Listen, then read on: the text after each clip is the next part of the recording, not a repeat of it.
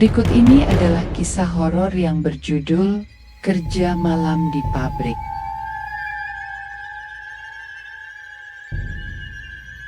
Namaku Dimas.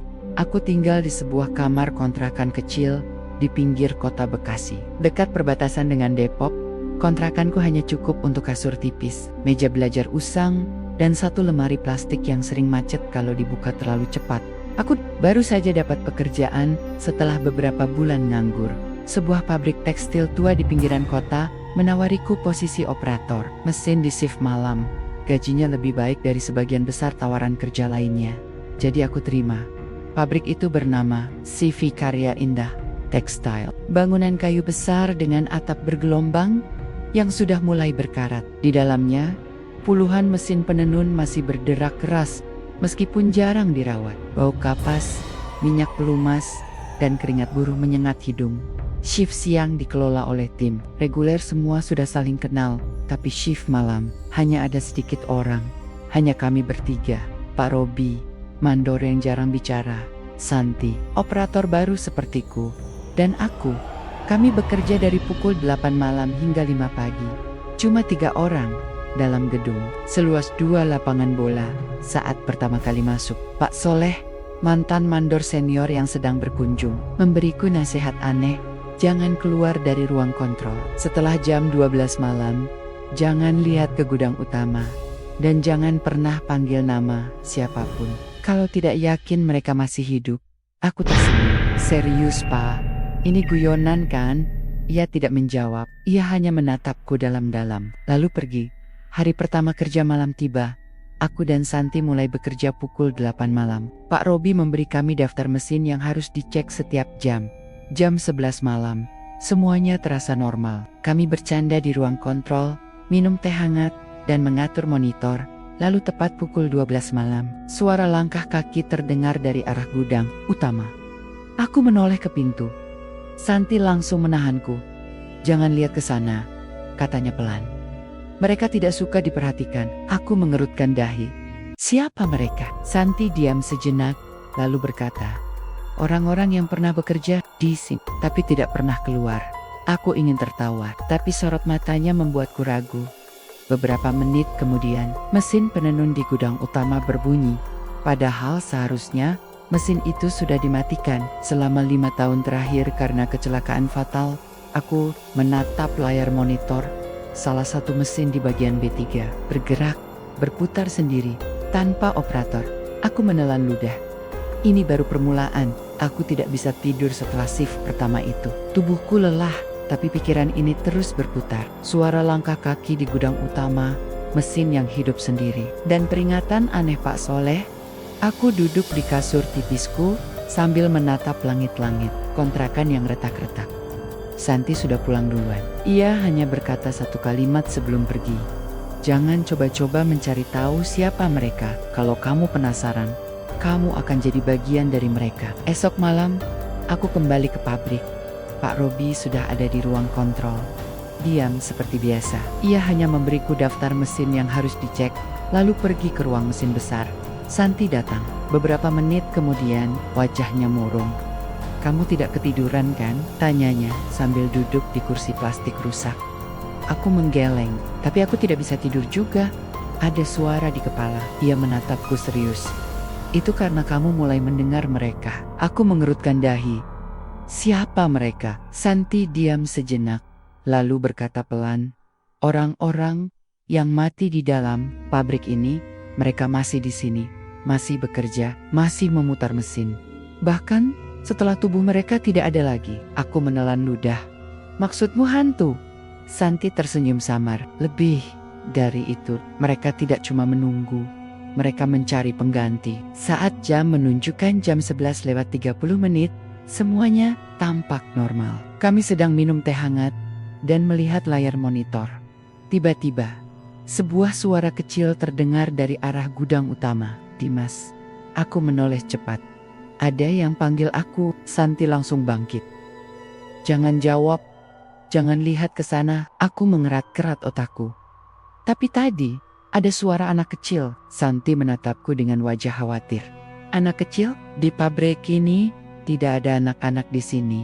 Kecuali ia tidak melanjutkan kata-kata Nia. Aku bertanya, kecuali apa? Santi menjawab pelan.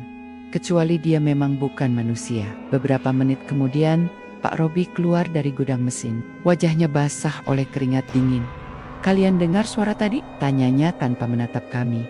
Aku mengangguk. Ya, seperti anak kecil memanggil nama saya. Pak Robi menatapku lama. Lalu ia berkata, kalau kamu dengar suara itu, maka kamu sudah dipilih. Aku bingung. Dipilih untuk apa? Pak Robi tidak menjawab. Ia hanya masuk ke ruang kontrol dan membuka rak penyimpanan dokumen. Diambilnya sebuah buku biru usang, lalu diberikannya padaku. Itu catatan lama tentang pabrik ini. Katanya pelan. Bacalah, kalau kamu ingin tahu kenapa mesin-mesin itu tidak pernah berhenti. Lalu, pergi di dalam buku itu, kutemukan sesuatu yang membuatku merinding. Tanggal 17 Mei 1998 terjadi pemogokan buruh tekstil di CV Karya Indah. Para buruh menuntut upah yang lebih layak, Pak. Soleh saat itu masih mandor, aktif memanggil mereka untuk tetap bekerja. Tapi para buruh menolak. Lalu terjadi kecelakaan besar, mesin peninen meledak. 6 orang tewas di tempat, termasuk seorang anak, laki-laki berusia 9 tahun yang ikut bekerja sebagai asisten. Namanya Bayu, dan ia adalah salah satu dari mereka yang tidak pernah keluar dari pabrik. Saat jam menunjukkan pukul 12 malam, suara itu terdengar lagi. Dimas, tolong aku. Aku menoleh ke gudang utama.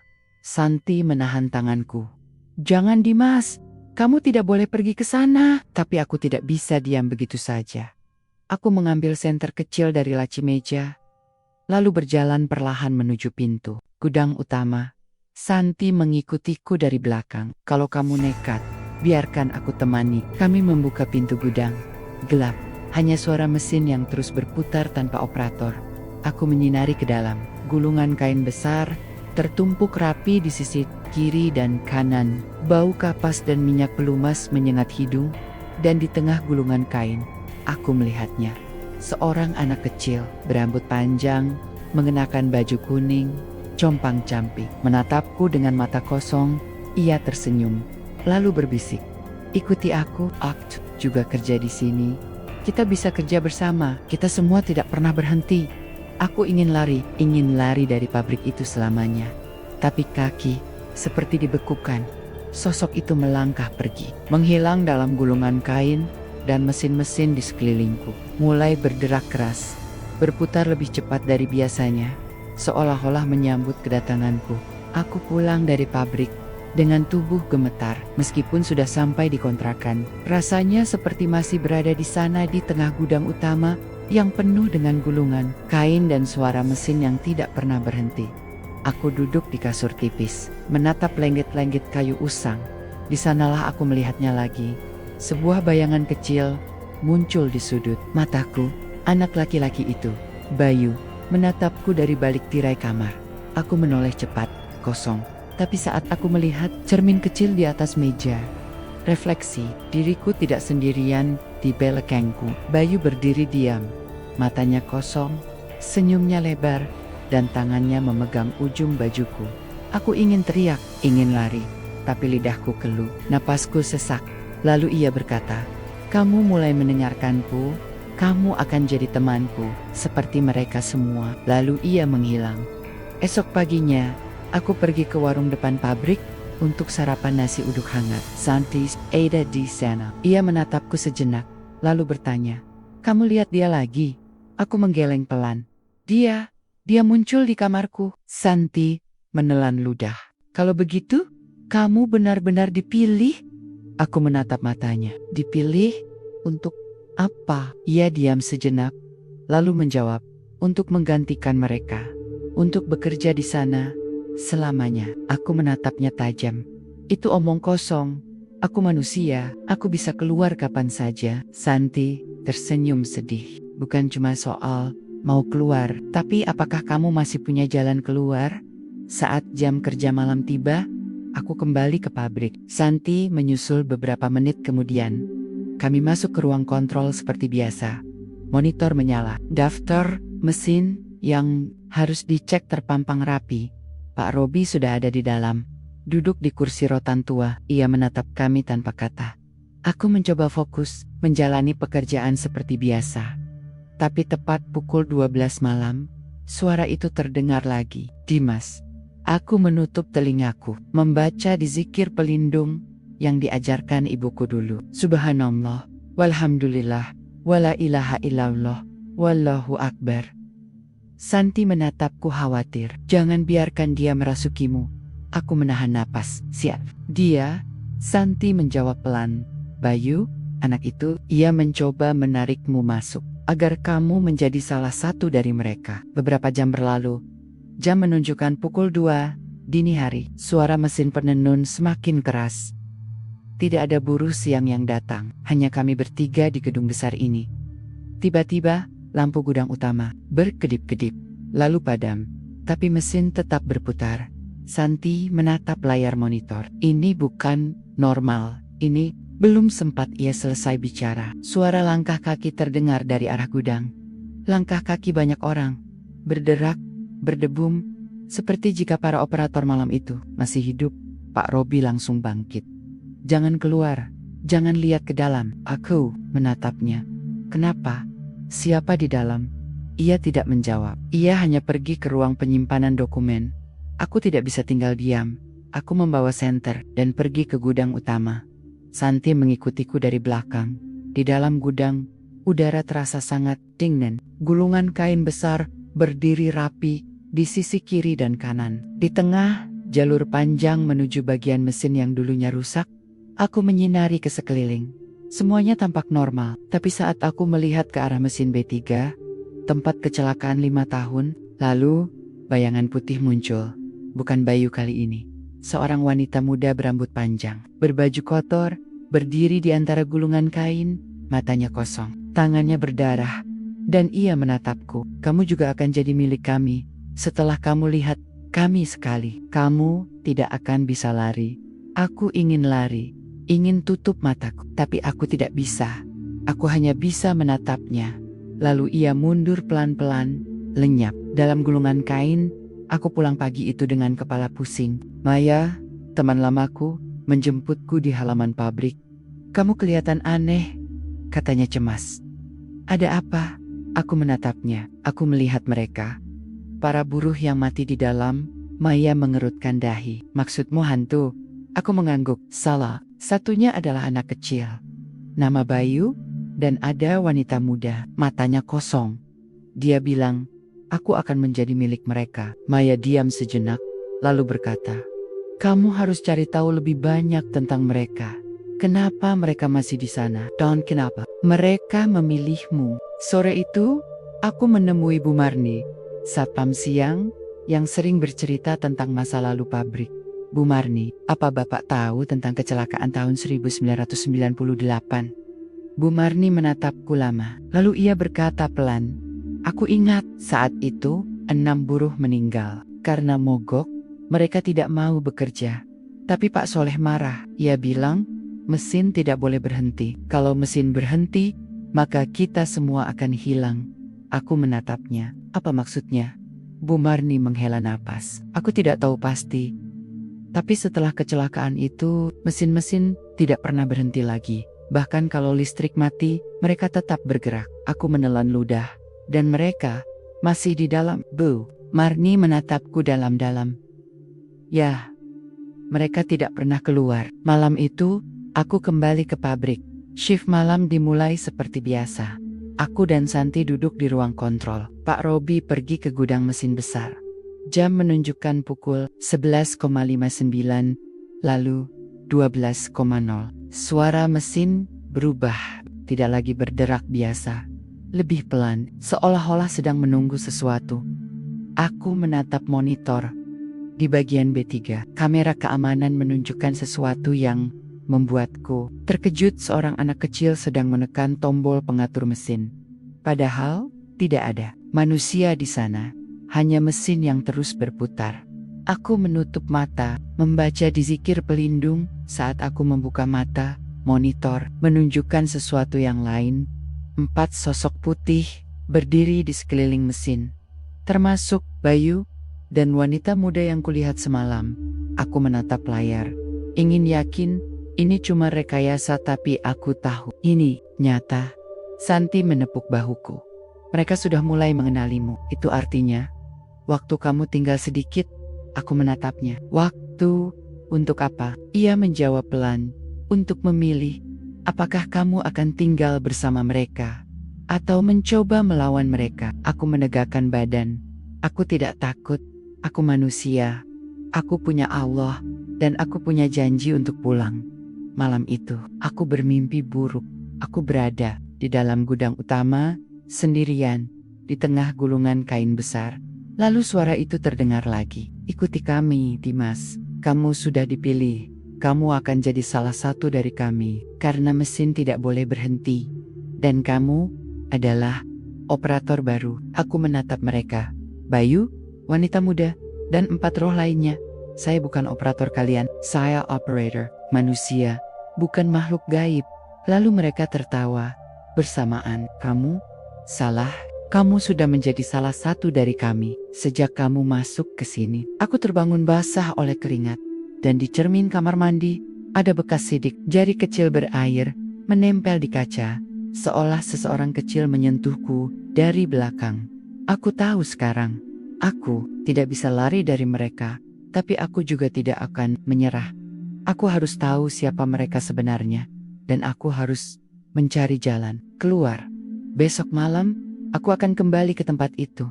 Ke gudang utama. Untuk terakhir kalinya. Aku tidak bisa lagi mengabaikan semua ini. Setiap kali aku menutup mata, aku melihat mereka Bayu, wanita muda berambut panjang, dan yang lainnya. Mereka tersenyum, menatapku dengan pandangan kosong tapi penuh makna. Kamu akan jadi milik kami. Mimpi itu terasa nyata, sampai-sampai saat aku bangun, tanganku masih gemetar. Saat siang tiba, aku pergi ke warung kopi dekat terminal. Maya sudah menungguku di sana. Kamu kelihatan semakin parah, katanya pelan. Aku duduk di seberangnya, memesan segelas teh manis hangat. Aku melihat mereka lagi, di gudang, dan di monitor. Maya menatapku serius. Kalau kamu benar-benar melihat mereka, maka kamu harus cari tahu kenapa mereka masih di sini. Aku menelan ludah. Aku tidak punya banyak waktu ya. Maya menggeleng. Tidak. Karena kalau mereka sudah memilihmu, kamu tidak bisa tinggal lama sebagai manusia. Sore itu, aku bertemu Santi di ruang kontrol, seperti biasa. Ia sedang membuka laci meja kerjanya. Ini untukmu, katanya. Memberiku sebuah buku, catatan usang. Aku menerimanya ragu-ragu. Itu catatan dari Pak Soleh. Ia meninggalkannya sebelum pensiun. Isinya tentang bagaimana cara mereka bisa pulang. Aku membuka buku itu perlahan. Isinya hanya beberapa halaman.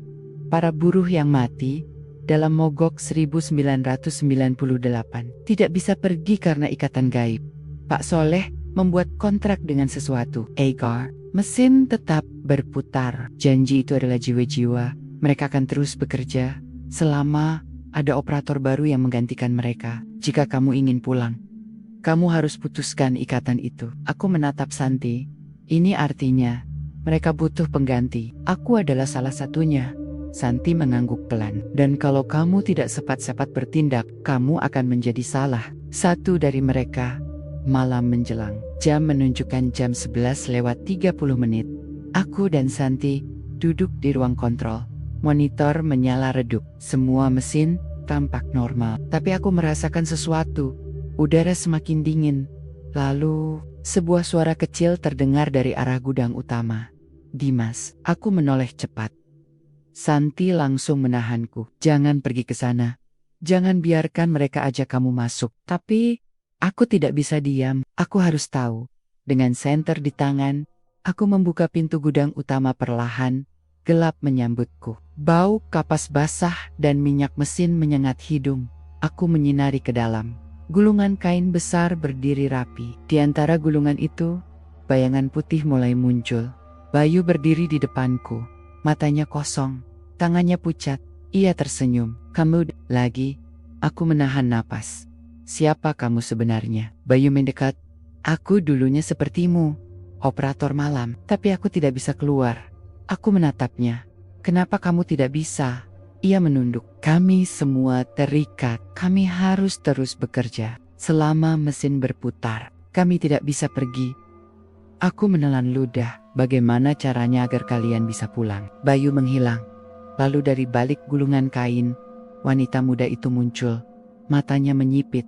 Suaranya serak. Kamu harus hancurkan ikatan itu. Putuskan janji, Pak Soleh. Karena selama janji itu masih berlaku, kami tidak akan pernah bisa istirahat. Aku menatapnya. Di mana Pak Soleh sekarang? Di mana dia tinggal? Wanita itu tersenyum tipis. Cari di rumah tua belakang pemakaman. Lalu ia menghilang. Aku pulang ke kontrakan dengan kepala penuh tanya. Aku harus mencari Pak Soleh.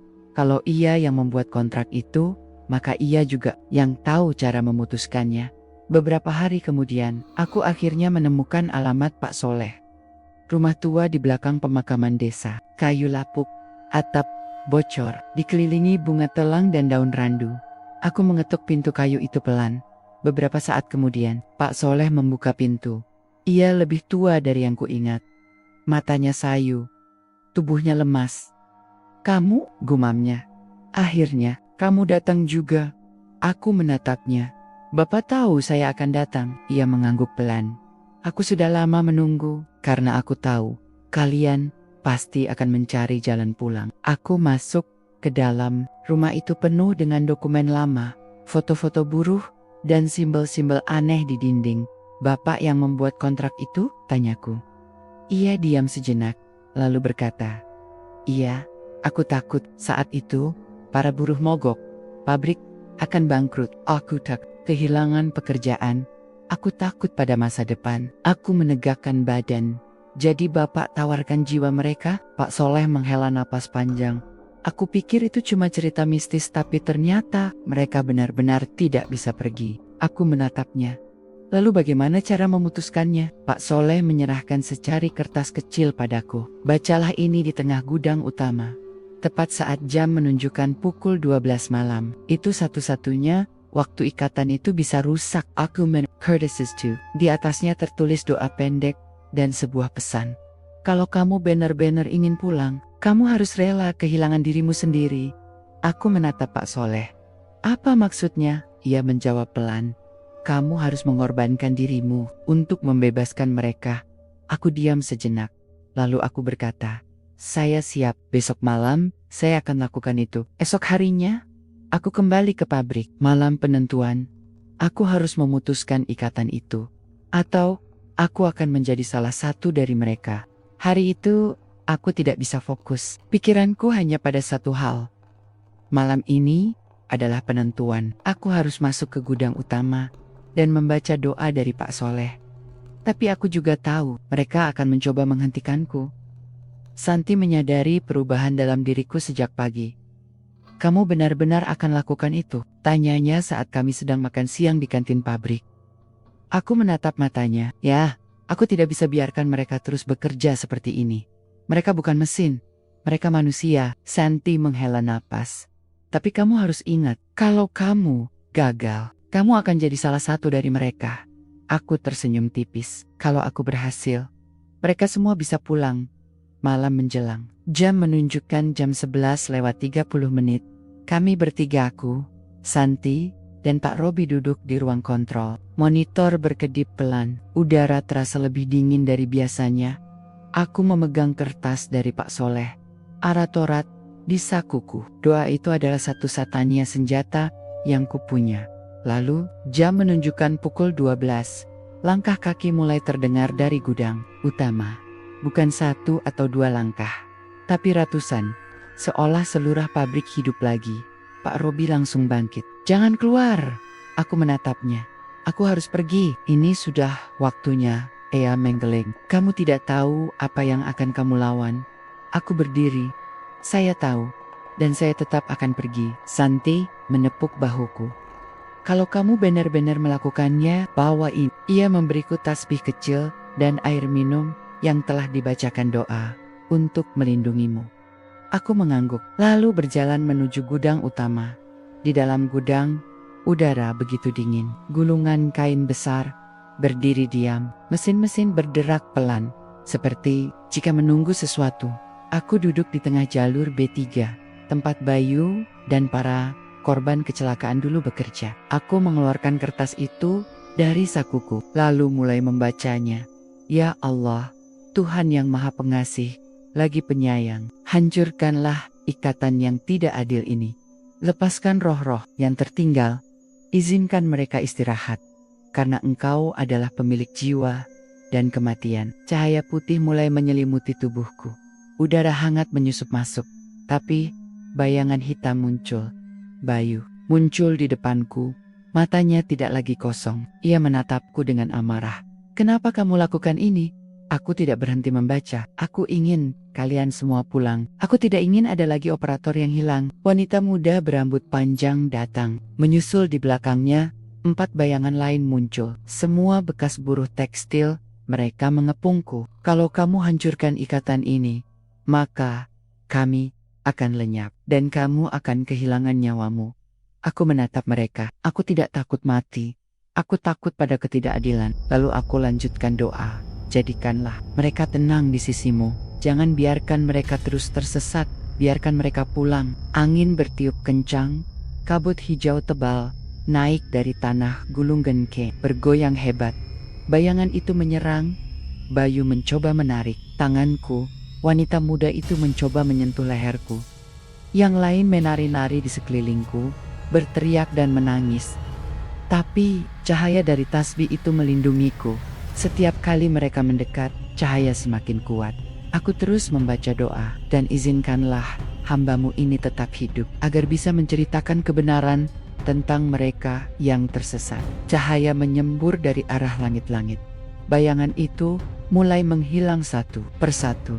Cerita mereka memenuhi udara, menyakitkan, menyesakkan. Lalu, Bayu menatapku. Matanya penuh penyesalan. Kami tidak punya kesempatan, tapi kamu punya pilihan. Jangan tinggalkan kami sendirian. Kami butuh teman baru. Lalu ia menghilang.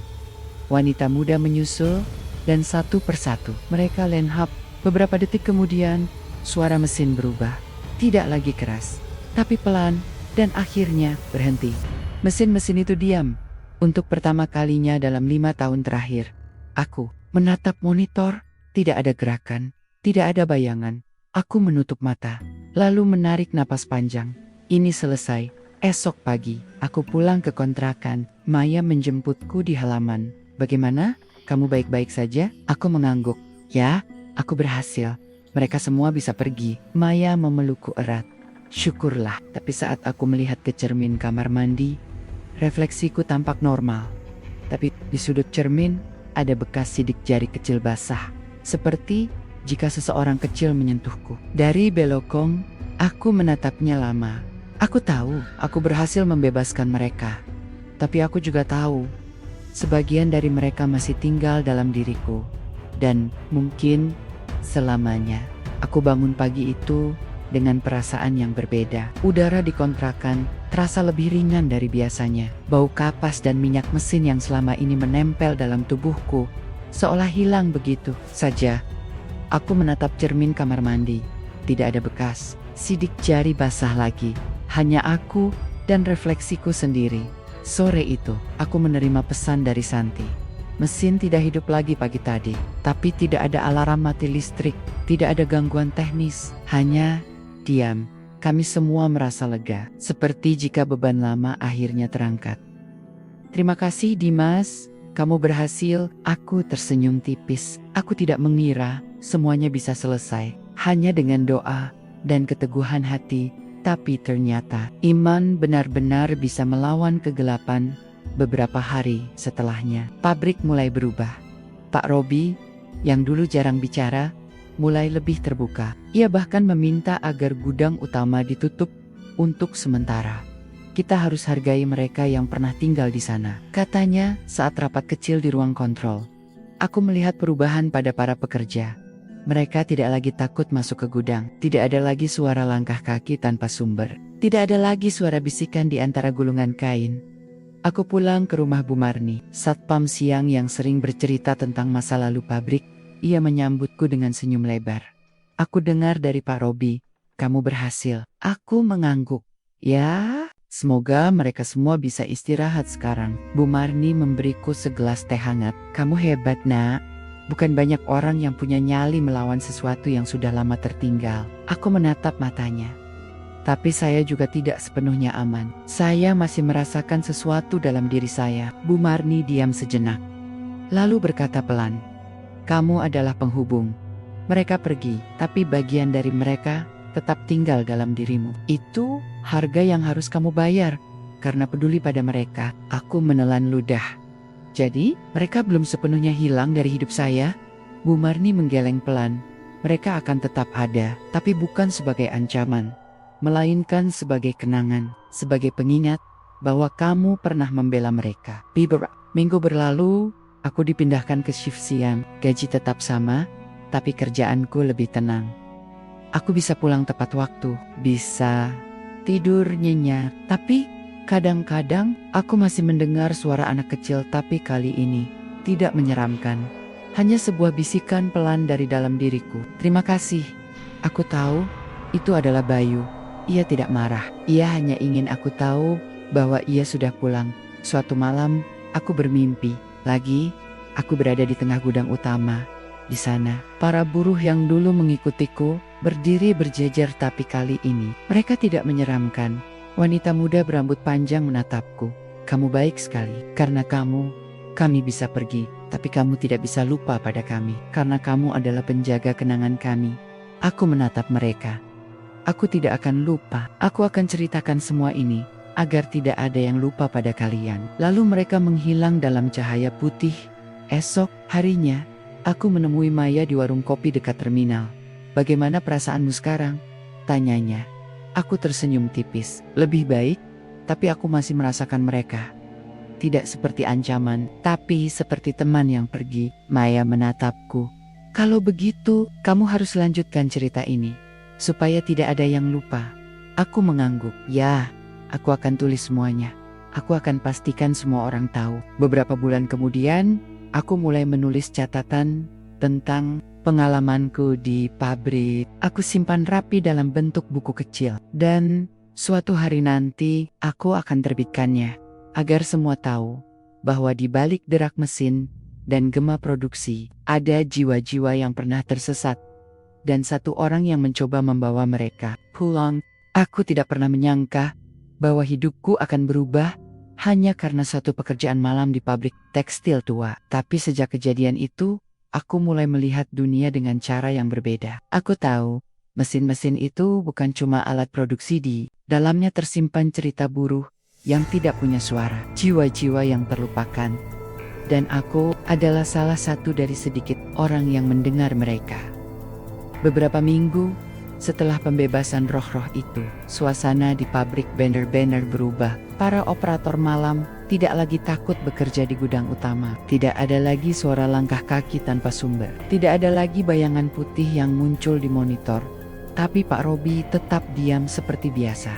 Ia tidak banyak bicara. Hanya ia menatapku dengan pandangan aneh, seolah ia masih menyembunyikan sesuatu.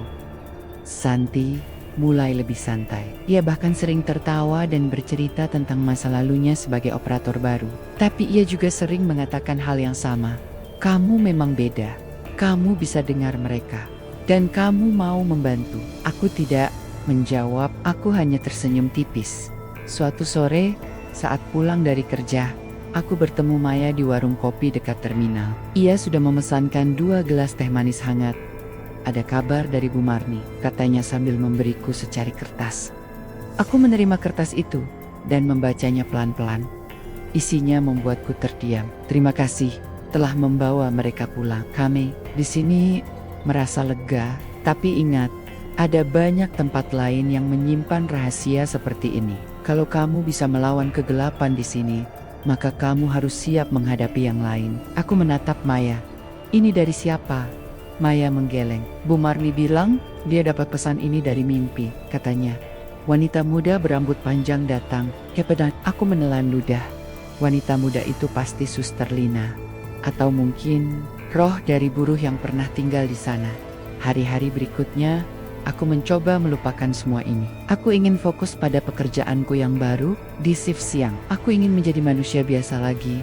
Tapi malam itu, aku bermimpi lagi. Aku berada di dalam pabrik, gudang utama kosong, mesin-mesin tidak bergerak. Tapi di tengah gulungan kain, berdiri Bayu, anak kecil yang dulu selalu memanggil namaku. Ia menatapku dengan mata penuh penyesalan. Kamu berhasil melepaskan kami. Tapi kamu tidak bisa lepaskan kenangan itu. Karena kamu adalah penjaga cerita kami. Dan suatu hari nanti, kamu akan kembali ke tempat itu. Aku terbangun basah oleh keringat. Napasku tersengal-sengal. Aku menatap jam dinding. Pukul 02,3 pagi. Lalu aku melihat ke cermin. Di sana, refleksiku tampak normal, tapi di sudut layar handphoneku yang mati, ada bekas sidik jari kecil berair di layar. Seolah-olah seseorang kecil menyentuhku dari belakang. Beberapa hari kemudian, aku menerima surat dari mantan mandor, Pak Soleh. Surat itu dikirim dari rumah sakit jiwa daerah. Isinya pendek, kamu berhasil memecahkan ikatan itu. Tapi kamu tidak sepenuhnya aman, karena kamu adalah penjaga kisah mereka. Dan suatu hari, kamu akan dipanggil lagi. Aku menutup surat itu dengan tangan gemetar. Sore itu, aku pergi ke gudang utama untuk pertama kalinya. Sejak mesin-mesin itu berhenti, aku ingin melihat apakah semuanya benar-benar sudah tenang. Dengan lampu darurat menyala redup, aku masuk perlahan. Gulungan kain besar masih berdiri rapi. Bau kapas dan minyak pelumas masih menyengat. Aku menyentuh mesin B3, tempat Bayu dulu bermain. Tiba-tiba, angin bertiup pelan, meskipun semua jendela tertutup. Dan dari balik gulungan kain, sebuah suara kecil terdengar. Kami di sini. Aku menoleh cepat. Tidak ada siapa-siapa. Tapi di lantai beton, ada bekas air. Seperti jika seseorang kecil pernah berdiri di sana. Aku pulang ke kontrakan dengan kepala penuh pikiran. Maya menungguku di depan pintu. Apa kamu baik-baik saja? Tanyanya. Aku mengangguk. Ya, cuma aku merasa belum selesai. Mereka masih ada di dalam dirimu, ya? Aku diam sejenak. Lalu berkata, bukan dalam arti buruk, tapi mereka ingin aku ceritakan kisah mereka agar tidak dilupakan. Maya tersenyum. Kalau begitu, lanjutkan. Jangan biarkan kisah mereka hilang begitu saja. Aku menghela napas panjang. Ya, aku akan lakukan itu. Beberapa bulan berlalu, aku mulai menulis catatan harianku menjadi bentuk narasi. Aku simpan semua pengalamanku. Aku tuliskan bagaimana Bayu memanggilku, bagaimana wanita muda itu menatapku, dan bagaimana para buruh itu akhirnya bisa istirahat. Aku ingin ini menjadi pelajaran bagi yang lain, bahwa di balik derak mesin dan kilau uang pabrik, ada jiwa-jiwa yang pernah hidup, yang pernah menjerit, yang pernah tersesat, dan yang akhirnya pulang. Karena ada seseorang yang peduli, aku mulai terbiasa hidup normal lagi. Shift siang, pulang tepat waktu, bisa tidur tanpa mimpi buruk. Aku berusaha melupakan semua yang terjadi di gudang utama. Tapi ternyata, mereka tidak sepenuhnya pergi. Pagi itu, aku bangun dengan rasa aneh. Bukan takut atau gelisah, tapi seperti ada yang mengawasiku saat tidur. Aku menatap cermin kamar mandi dan melihat sesuatu yang membuatku terkejut. Di belakangku, ada bekas tangan kecil menyentuh bahuku. Bekas air, bekas sidik jari anak-anak. Aku menoleh cepat. Kosong, hanya aku, dan bekas sentuhan basah itu saat bekerja. Di shift siang, Santi menemuiku di ruang istirahat. Kamu kelihatan murung, katanya sambil duduk di sebelahku. Aku menatapnya lama. Aku masih merasakan mereka. Ia tidak terkejut. Ia hanya menghela napas. Aku juga masih mendengar suara langkah kaki dari waktu ke waktu. Tapi itu bukan karena mereka masih di sana, tapi karena kita pernah menjadi bagian dari mereka. Aku menelan ludah. Jadi, meskipun ikatannya rusak, mereka tetap tinggal dalam diri kita. Santi mengangguk pelan. Ya, kita adalah penjaga kenangan mereka. Mereka percaya padaku dan kamu. Dan itu artinya, kita tidak akan pernah benar-benar lepas dari mereka. Hari kemudian, Pak Robi memanggilku setelah jam kerja selesai. Ada sesuatu yang harus kamu lihat, katanya datar. Ia membawaku ke ruang penyimpanan dokumen lama. Di sana, Ia menunjukkan sebuah foto usang dari tahun 1998. Foto itu menunjukkan para buruh tekstil. Semua tersenyum, bahagia, termasuk Bayu. Aku menatap foto itu lama. Ini dia ya, Pak Robi mengangguk. Ya, anak itu memang pernah hidup. Ia bekerja sebagai asisten mesin. Umurnya baru 9 tahun. Dulu, banyak anak seusia dia yang bekerja di pabrik. Aku mengerutkan dahi. Kenapa tidak ada yang protes? Pak Robi diam sejenak karena ketakutan, ketidakadilan, dan keserakahan. Lalu ia berkata pelan, setelah kecelakaan itu, kami semua disumpah agar tidak bicara. Kalau ada yang mencoba bongkar rahasia, mereka akan hilang. Aku menatapnya. Dan kamu, kenapa kamu tidak hilang? Pak Robi menatap layar monitor kosong di depannya. Karena aku diam, aku tidak pernah membicarakannya. Sampai kamu datang, aku menghela napas panjang. Jadi, selama ini, kamu takut pada masa lalu. Ia mengangguk, ya? Tapi sekarang, aku lihat, mereka sudah pergi. Dan kamu, ia menatapku tajam. Kamu adalah pengingat kami semua. Sore itu, aku pulang lebih awal. Maya menjemputku di halaman pabrik. Ada apa? Tanyanya saat melihat wajahku. Aku memberinya foto itu. Ini Bayu. Dia benar-benar manusia. Bukan cuman hantu. Maya melihat foto itu lama. Lalu ia bertanya, apa kamu yakin mereka sudah benar-benar pergi? Aku menatap lenggit-lenggit kontrakan yang retak-retak. Aku harap begitu. Malam harinya, aku bermimpi lagi. Aku berada di dalam gudang utama, sendirian, di tengah gulungan kain besar. Lalu dari balik bayangan, Bayu muncul. Matanya tidak kosong lagi. Ia tersenyum. Kami sudah pulang. Tapi kamu harus janji satu hal. Aku menatapnya. Janji apa? Bayu menjawab pelan. Jangan biarkan orang lain lupa pada kami. Share kisah kami. Agar tidak ada lagi yang bernasib seperti kami. Aku mengangguk. Aku akan lakukan itu. Bayu tersenyum. Terima kasih, Kak Dimas. Lalu ia menghilang. Esok paginya, aku langsung mulai menulis. Aku tuliskan semua yang kulihat, yang kurasakan, yang kutemui di gudang utama. Aku simpan dalam bentuk catatan harian digital. Aku ingin dunia tahu bahwa di balik derak mesin dan kilau produksi, ada jiwa-jiwa yang dulu tertinggal, yang dikorbankan demi uang dan kekuasaan. Dan bahwa ada satu operator malam yang akhirnya membawa mereka pulang. Aku mulai menulis kisah ini secara lebih serius. Setiap malam, aku membuka laptop dan mengetik apa yang masih tersisa dalam ingatanku. Bayu, wanita berambut panjang, suara langkah kaki di gudang utama, mesin yang terus berputar tanpa operator. Aku ingin semua orang tahu kebenarannya. Beberapa minggu setelah tulisanku dimulai, aku memutuskan untuk mengirimkan ceritaku ke beberapa forum buruh dan media lokal. Aku tidak menyebut nama pabrik secara jelas, tapi cukup banyak detail yang membuat orang-orang mulai mencium sesuatu. Yang aneh, cerita itu menyebar cepat. Seorang penulis muda dari Bekasi menulis tentang pengalaman kerja malam di pabrik tekstil. Tua, tentang roh-roh buruh yang tidak pernah keluar, tentang anak kecil yang dulu bekerja sebagai asisten mesin, dan tentang bagaimana ia berhasil membawa mereka pulang. Beberapa hari kemudian, ada email masuk dari seorang wartawan investigasi, tertarik dengan kisah Anda. Apakah ini fiksi atau pengalaman nyata? Aku membaca pesan itu lama. Lalu aku membalas, ini nyata, tapi bukan hanya soal hantu. Ini juga soal ketidakadilan, eksploitasi buruh, dan bayangan masa lalu yang tidak bisa dilupakan. Aku lampirkan beberapa foto lama, monitor yang menunjukkan sosok putih di B3, gulungan kain basah tanpa sumber air, catatan doa dari Pak Soleh. Esok harinya, Maya datang ke kontrakan, ada orang dari kantor berita, datang ke warung depan pabrik, katanya cemas. Mereka tanya tentang kamu, tentang Bayu, dan tentang kecelakaan tahun 1998. Aku menatapnya tenang. Biarkan saja, mereka berhak tahu. Maya mendengus pelan. Tapi kamu yakin akan cerita semuanya? Aku mengangguk.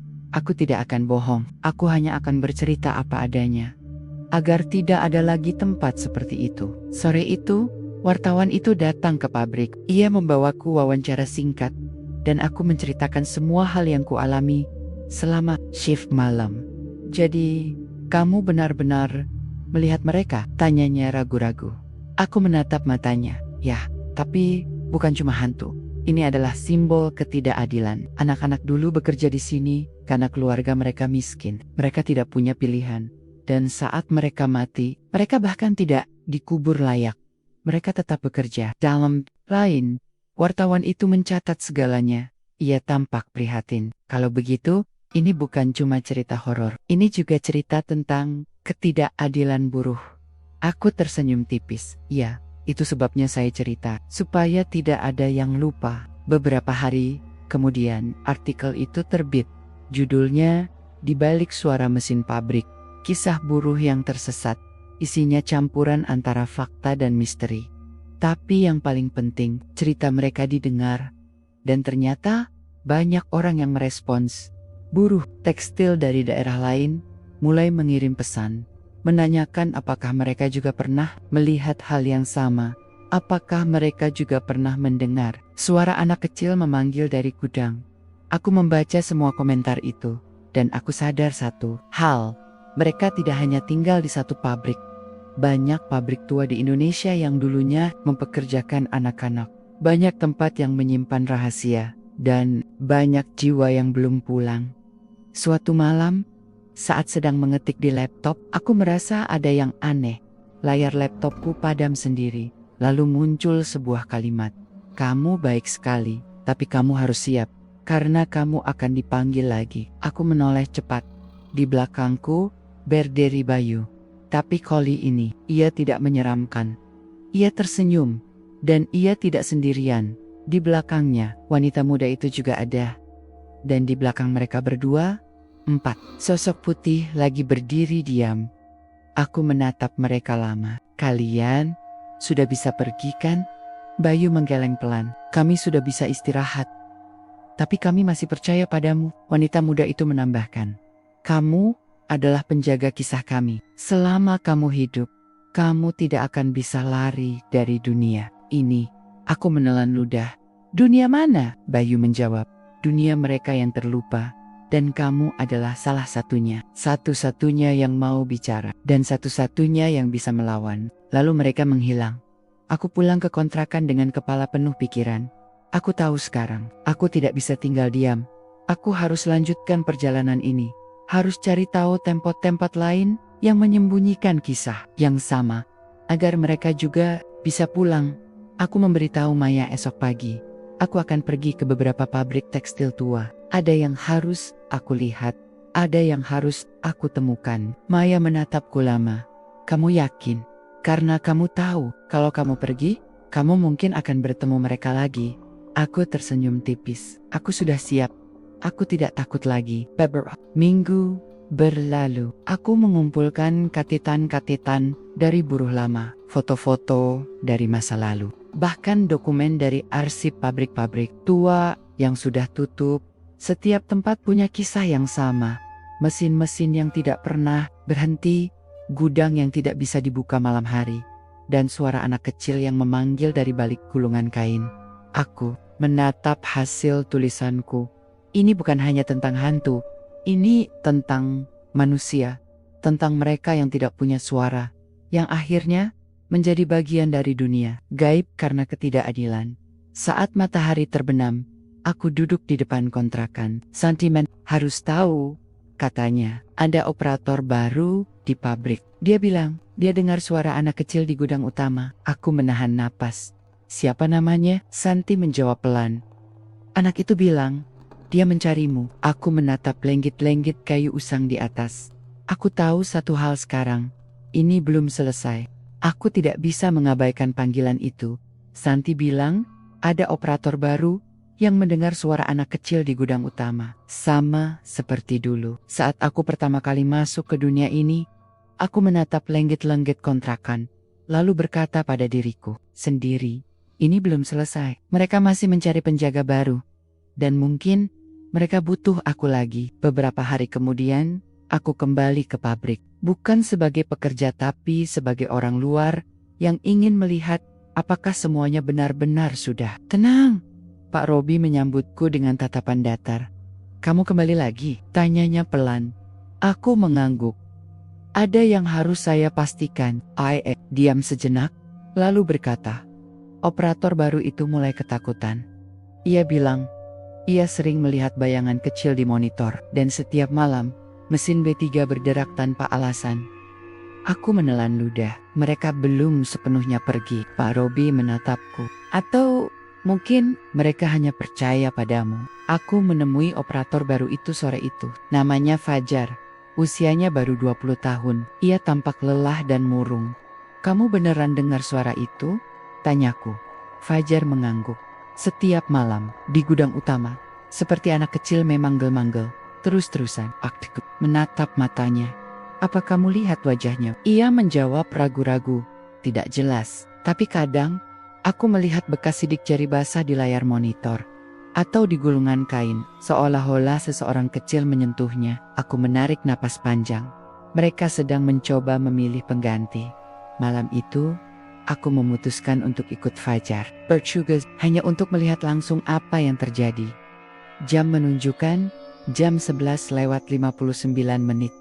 Udara dalam ruang kontrol mulai dingin. Monitor berkedip-kedip. Suara angin dari ventilasi besar terdengar aneh bukan karena cuaca, tapi karena sesuatu. Lalu, 12,0 dari arah gudang utama.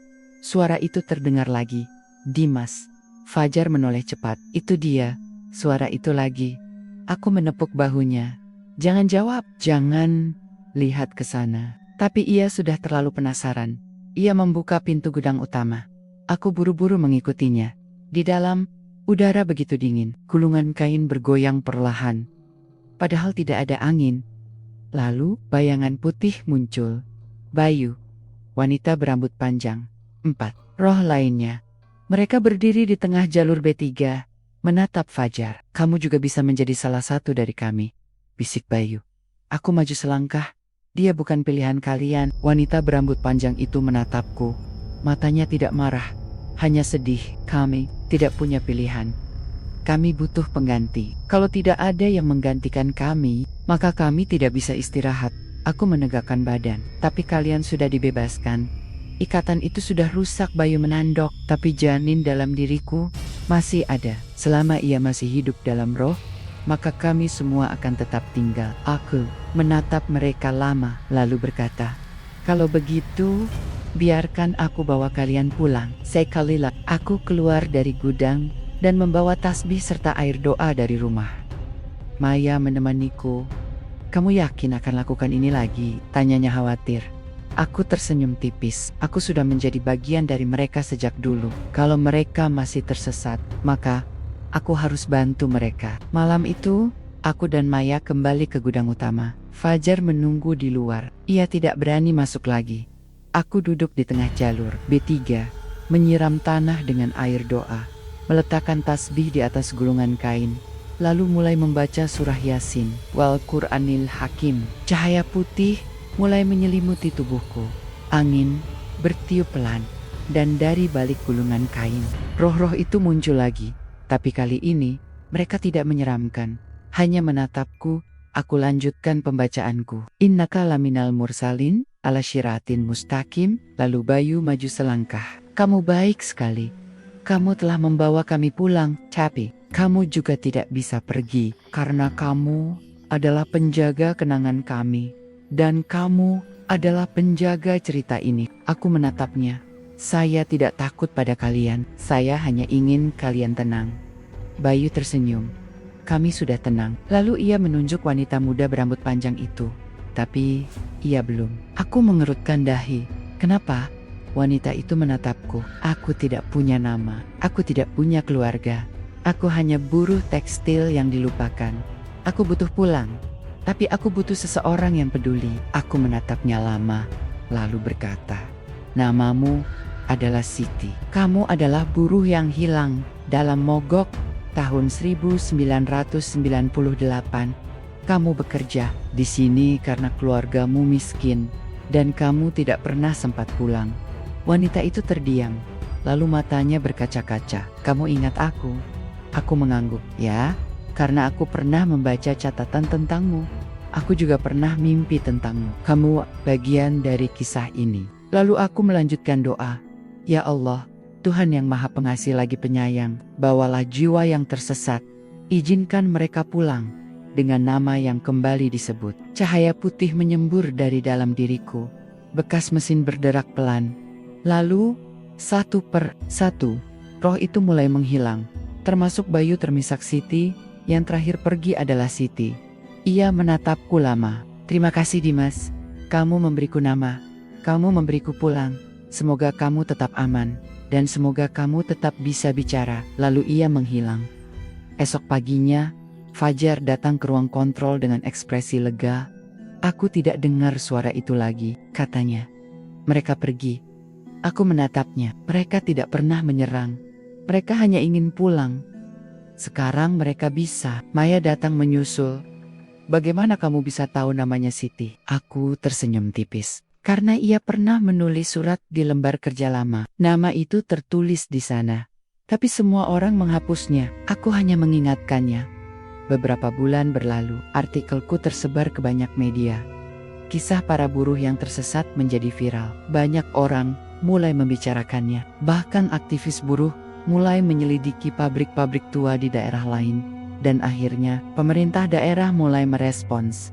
CV Karya Indah Tekstil ditutup untuk investigasi ulang. Gudang utama dibongkar, dan dari dalamnya ditemukan tulang-tulang kecil milik Bayu, milik Siti, milik 4 korban lainnya. Aku pulang ke kontrakan sore itu. Maya menungguku di depan. Kamu berhasil, katanya. Mereka ditemukan, mereka dikubur secara layak. Aku tersenyum. Ya, akhirnya mereka bisa pulang. Tapi saat aku masuk ke kamar, aku menatap cermin. Refleksiku normal, tapi di sudut layar, laptopku yang mati. Ada satu kalimat muncul. Kami pulang, tapi kami tetap bersamamu. Karena kamu adalah penjaga kisah kami. Dan suatu hari nanti, kamu akan kembali ke tempat itu. Aku menutup mata. Aku tahu sekarang, aku tidak akan pernah sepenuhnya bebas dari mereka. Tapi aku juga tahu satu hal penting, bahwa selama aku masih hidup, aku akan terus menceritakan kisah mereka, agar tidak ada lagi yang lupa, agar tidak ada lagi yang bernasib sama.